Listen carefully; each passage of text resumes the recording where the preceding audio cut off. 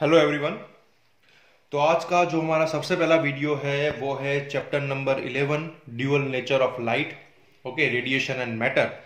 और इसके अंदर हम लाइट का जो ड्यूअल नेचर है, जैसा कि हम लोगों ने रे ऑप्टिक्स पढ़ा, तो रे ऑप्टिक्स के अंदर हमने ये प्रूव किया कि भाई लाइट का जो नेचर है वो पार्टिकल नेचर है।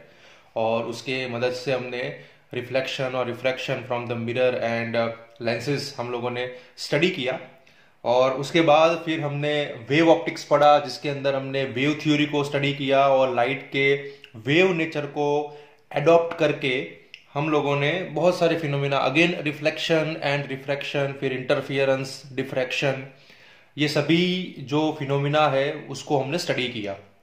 लेकिन ये जो चैप्टर है, ये चैप्टर आपको एक और चीज समझाएगा, और जिसमें हम ये प्रूव करेंगे कि जो लाइट का जो नेचर है वो ड्यूअल है। बराबर, मेरे कहने का मतलब ये है यहाँ पे कि वो पार्टिकल भी है और वेव भी है। बराबर, तो ये ड्यूअल नेचर पजेस करता है और ये डिपेंड करता है कि लाइट किस मीडियम में, किस कंडीशन के साथ इंटरेक्ट हो रही है, और उसी पे उसका जो नेचर होगा वो डिसाइड होगा। तो ये जो पर्टिकुलर चैप्टर में हम जो एक इंपॉर्टेंट फिनोमिना स्टडी करने वाले, एक और फिनोमिना, जैसे हमने बहुत सारे फिनोमिना स्टडी की, रिफ्लेक्शन स्टडी किया, रिफ्रैक्शन स्टडी किया, डिस्पर्जन स्टडी किया, इंटरफियरेंस पढ़ा, डिफ्रैक्शन पढ़ा। ठीक है, तो ये सभी फिनोमिना के साथ साथ एक और फिनोमिना है यहाँ पे, जो कि है फोटो इलेक्ट्रिक इफेक्ट।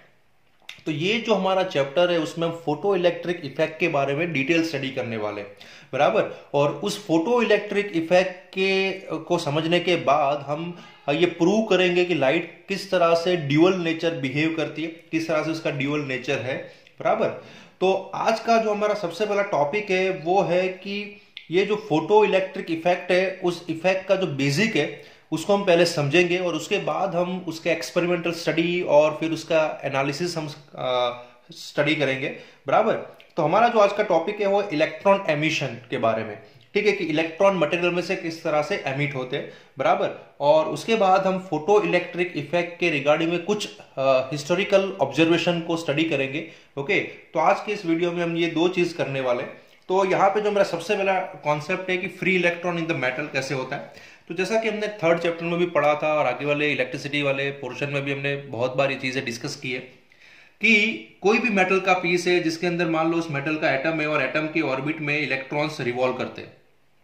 ये जो इलेक्ट्रॉन है वो रूम टेम्परेचर पे या कुछ एनर्जी गेन करके मेटल, ये जो एटम है उसको छोड़ के लिबरेट हो जाता है, और ये इलेक्ट्रॉन ऑर्बिट को छोड़ के बाहर चले जाते हैं और ये बन जाते हैं फ्री इलेक्ट्रॉन। फ्री इलेक्ट्रॉन, ठीक है। अब ये जो फ्री इलेक्ट्रॉन होते हैं हर इस मेटल के अंदर, ये फ्री इलेक्ट्रॉन इस मेटल के अंदर रैंडम मोशन करते हैं, बिल्कुल ये रैंडम मोशन करते रहते हैं। बराबर, लेकिन ये इलेक्ट्रॉन इस मेटल के बाहर नहीं आ सकते। ठीक है, क्योंकि उनको यहाँ पे नीचे एक अट्रैक्टिव पोटेंशियल यहाँ पे उनको मिलता है, और ये एक तरह से एक बैरियर होता है, अट्रैक्टिव बैरियर, जिसको क्रॉस करके ये मेटल के बाहर नहीं आ सकते। बराबर, लेकिन ये मेटल के अंदर घूमते रहते हैं। बराबर, रैंडम मोशन। तो नॉर्मल किसी भी मेटल के अंदर ये सिनेरियो होता है कि रूम टेम्परेचर पे उसके एटम के जो आउटर मोस्ट ऑर्बिट के इलेक्ट्रॉन है जो लूजली बाउंड होते हैं वो एनर्जी लेके फ्री हो जाते हैं, और फ्री हो जाने के बाद वो उस मेटल के अंदर ही घूमते रहेंगे और मेटल की सरफेस से बाहर नहीं आ पाएंगे। और अगर हमें इसको बाहर लाना है तो हमें उनको उतनी एनर्जी तो देनी पड़ेगी कि जिस एनर्जी से वो अंदर बाउंड है, जिस एनर्जी से वो अंदर बंधे हुए। ठीक है, तो एक पोटेंशियल बैरियर होता है। बराबर, क्योंकि इनको अंदर ही वो अट्रैक्टिव फोर्स उनको अंदर ही मेंटेन रखता है। बराबर, और अगर हमें इसको बाहर निकालना है तो हमें उतना ही एक एनर्जी उनको देना पड़ेगा, तब जाके वो उस मेटल की सरफेस से बाहर आ सकते हैं। तो जो एनर्जी हम उसको देंगे, यहां पे हमें इलेक्ट्रॉन को एमिट करवाना है, हमें एमिशन करवाना है। एमिशन मतलब हमें इस मेटल की सरफेस से बाहर लेके जाना है, और अगर हमें बाहर लेके जाना है तो वो जिस पोटेंशियल से वहां पे बाउंड है उससे ज्यादा हमें एनर्जी देनी पड़ती है। ठीक है, और उस एनर्जी को वर्क फंक्शन बोलते हैं। तो वर्क फंक्शन का मतलब क्या होता है? तो सबसे पहला टर्मिनोलॉजी इस चैप्टर में यह है कि हमें वर्क फंक्शन को समझना है। तो वर्क फंक्शन का मतलब होता है the minimum amount of the energy required by an electron to just escape from the metal surface is called the work function of the metal. किसी भी मेटल का वर्क फंक्शन क्या होता है कि अगर मुझे उसके फ्री इलेक्ट्रॉन को मेटल सरफेस से बाहर लाना है तो मुझे एक minimum energy in free electron को देनी पड़ेगी कि वो इस मेटल सरफेस से बाहर आ जाए, और इस एनर्जी को हम उस मेटल का वर्क फंक्शन बोलेंगे। बराबर। अगर मुझे एक एग्जांपल देना है, मान लो मेरे पास कोई और मेटल है, X Y Z, X metal है फॉर एन एग्जांपल, और उसका वर्क फंक्शन है 1.5 electron volt. Just an example, अगर मुझे इसको ऐसे समझना है, तो मान लो एक मेटल है जिसका वर्क फंक्शन 1.5 इलेक्ट्रॉन वोल्ट है। मतलब उस मेटल में से अगर मुझे इलेक्ट्रॉन को बाहर निकालना है, बाहर मतलब मेटल की सरफेस से बाहर निकालना है, बराबर, बाहर एयर में लाना है, तो मुझे एटलीस्ट इतनी एनर्जी उसको देनी पड़ेगी, तब जाके वो इलेक्ट्रॉन मेटल सरफेस से बाहर आएगा। तो उस इस वैल्यू को वर्क फंक्शन बोला जाता है। और ये जो वर्क फंक्शन है वो कौन कौन से पैरामीटर पे डिपेंड करता है? तो सबसे पहले डिपेंड करेगा वो नेचर ऑफ द मेटल, मतलब कौन सा मेटल है आपके पास, और दूसरा कंडीशन ऑफ द सरफेस पे। तो ये दो चीजों पे ये वर्क फंक्शन डिपेंड करता है। और इसका सिंबल जैसे यहाँ पे लिखा हुआ है φ0 या W0 आप यूज कर सकते हो, और यूनिट उसका इलेक्ट्रॉन वोल्ट होगा, क्योंकि इट बेसिकली है एनर्जी, बराबर, क्योंकि आप उसको एनर्जी दोगे और तब जाके वो वहां से मेटल सरफेस से बाहर निकलेगा। ठीक है। अब हम एक दूसरे चीज को समझते हैं कि अब हमारा जो टारगेट है वो ये है कि इलेक्ट्रॉन को हमें एमिट करवाना है, मेटल सरफेस से बाहर लेके आना है। तो ये इलेक्ट्रॉन एमिशन का जो प्रोसेस है वो आप मल्टीपल रास्ते से कैरी आउट कर सकते हैं, बराबर। तो ऐसे हमारे पास चार यहाँ पे कंडीशन है जिसकी मदद से हम इलेक्ट्रॉन को एमिट कर सकते हैं, बराबर। तो जो इंपॉर्टेंट जो टर्मिनोलॉजी है वो ये है कि भाई एनर्जी ऑफ इलेक्ट्रॉन जो है, अगर आपको for emission of electron from the metal surface, बराबर, अगर आपको इलेक्ट्रॉन से बाहर इलेक्ट्रॉन को बाहर लेके आना है, तो इलेक्ट्रॉन को उस मेटल की वर्क फंक्शन से ज्यादा एनर्जी देनी पड़ेगी। मतलब जिस इलेक्ट्रॉन के पास इस मेटल के वर्क फंक्शन से ज्यादा एनर्जी है, वही इलेक्ट्रॉन मेटल सरफेस के बाहर आ पाएगा, है कि नहीं? तो बहुत ही सिंपल सा कंडीशन है कि इलेक्ट्रॉन को अगर आप 1.5 इलेक्ट्रॉन वोल्ट से ज्यादा एनर्जी अगर उसके पास है, तो ये एक्स मेटल से बाहर आ पाएगा, नहीं तो नहीं आ पाएगा। ठीक है। तो ये यहां पे इंपॉर्टेंट कंडीशन है। अब ऐसे चार अलग अलग एमिशन जो हमें समझने की किस तरह से इलेक्ट्रॉन को बाहर ले जा सकता है।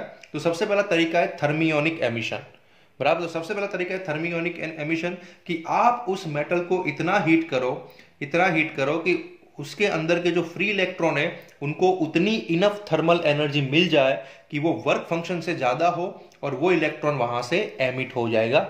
इस एमिशन को थर्मियोनिक एमिशन बोलते हैं, बराबर, कि आप उसको इतना हीट दो और उस हीट के कारण उसको इतना थर्मल एनर्जी मिलेगा कि वो एनर्जी अगर वर्क फंक्शन से ज्यादा हो जाएगी, बराबर, तो वो इलेक्ट्रॉन वहां पे एमिट हो जाएगा। तो ये सबसे पहला तरीका है इलेक्ट्रॉन को एमिट करने का। उसके बाद का तरीका है फील्ड एमिशन, या उसको कोल्ड एमिशन बोलते हैं, कि आप उस मेटल को हाई इलेक्ट्रिक फील्ड दो, अराउंड 10⁻³ से लेकर 10⁸ वोल्ट पर मीटर। तो अगर आप इतना ज्यादा इलेक्ट्रिक फील्ड उस मेटल सरफेस को दोगे, तो उन इलेक्ट्रॉन को उतनी एनर्जी मिल जाएगी, और वो इलेक्ट्रॉन जो है वो वहां से सरफेस से एमिट हो जाएंगे, जिसको हम फील्ड एमिशन या तो कोल्ड एमिशन बोलते हैं। उसके बाद का जो तीसरा रास्ता है वो है फोटो इलेक्ट्रिक एमिशन। तो तीसरे रास्ते में क्या होता है कि आप मेटल सरफेस के ऊपर एक सफिशिएंटली हाई फ्रीक्वेंसी वाले इलेक्ट्रोमैग्नेटिक वेव को इंसिडेंट करवाते हैं। तो अगर उस इलेक्ट्रोमैग्नेटिक वेव या तो लाइट जिसको हम बोलेंगे, उस लाइट की या तो इलेक्ट्रोमैग्नेटिक वेव की अगर एनर्जी, उनकी जो फ्रीक्वेंसी है वो सफिशिएंट होगी कि वो उस इलेक्ट्रॉन को सफिशिएंट एनर्जी दे पाए, तो वो इलेक्ट्रॉन उस मेटल सरफेस से बाहर आ जाएगा। तो जो तीसरा एमिशन है फोटो इलेक्ट्रिक एमिशन, और इस चैप्टर में मैं इसी एमिशन के बारे में डिटेल में डिस्कशन करना है, और उसकी पूरी कंडीशन, पूरी थ्योरी, उसका एनालिसिस हमें इसी चैप्टर में करना है।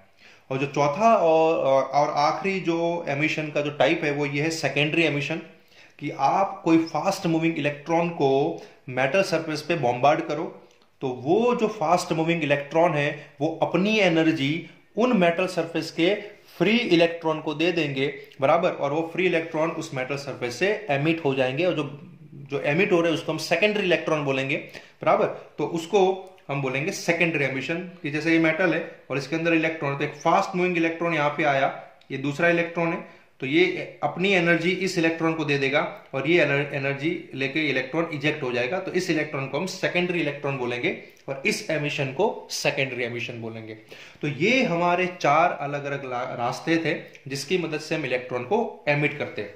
तो अब हम बात करेंगे फोटो इलेक्ट्रिक एमिशन के बारे में, कि जहां पे आप सफिशिएंटली हाई फ्रीक्वेंसी वाले इलेक्ट्रोमैग्नेटिक वेव को इंसिडेंट करवाते हैं मेटल सरफेस के ऊपर, और वो इलेक्ट्रॉन उस एनर्जी को एब्जॉर्ब करके वहां से इजेक्ट होते, एमिट होते, और इस एमिशन को फोटो इलेक्ट्रिक एमिशन बोला जाता है। और इस फोटो इलेक्ट्रिक एमिशन के कुछ ऑब्जर्वेशन जो हिस्ट्री में रजिस्टर्ड है उसको हमें आज पहले समझना है कि कौन कौन से जो सबसे पहले ये जो प्रोसेस देखने को मिली वो कैसी थी। तो फोटो इलेक्ट्रिक इफेक्ट जिसको हम बोलेंगे कि फोटो इलेक्ट्रिक इफेक्ट का मतलब होगा कि लाइट की मदद से आप सरफेस के इलेक्ट्रॉन्स को एमिट करवा रहे हैं। तो देखो यहाँ पे डेफिनेशन लिखा हुआ कि when the light with the suitable frequency, it's very very important, what is suitable frequency. हर एक फ्रीक्वेंसी के लिए ये नहीं होगा, एक पर्टिकुलर फ्रीक्वेंसी में चाहिए जिसके लिए ये फोटो इलेक्ट्रिक इफेक्ट आपको देखने को मिले। तो when the light with the suitable frequency illuminate a metal surface, electron are emitted from the metal surface, the phenomena is called photoelectric effect। तो लाइट अगर कोई पर्टिकुलर फ्रीक्वेंसी की, कोई सुटेबल फ्रीक्वेंसी की लाइट अगर मेटल सरफेस के ऊपर strike की जाए तो वो जो इलेक्ट्रॉन है, जैसे ये इलेक्ट्रॉन है और ये लाइट है, तो अगर इसकी सफिशिएंट फ्रीक्वेंसी होगी तो ये इलेक्ट्रॉन ये एनर्जी एब्जॉर्ब करके यहां से एमिट हो जाएगा और इस फिनोमिना को फोटो इलेक्ट्रिक इफेक्ट बोला जाता है। तो सबसे पहले यहाँ पे दो ऑब्जर्वेशन हमें समझने हैं। तो सबसे पहला ऑब्जर्वेशन था हर्ट्स एक्सपेरिमेंट का ऑब्जर्वेशन। तो हमने 8th चैप्टर में हर्ट्स का इलेक्ट्रोमैग्नेटिक वेव का एक्सपेरिमेंट पढ़ा था, बराबर कि दो मेटल के बीच में जो स्पार्क है वो यहाँ पे जंप करता है।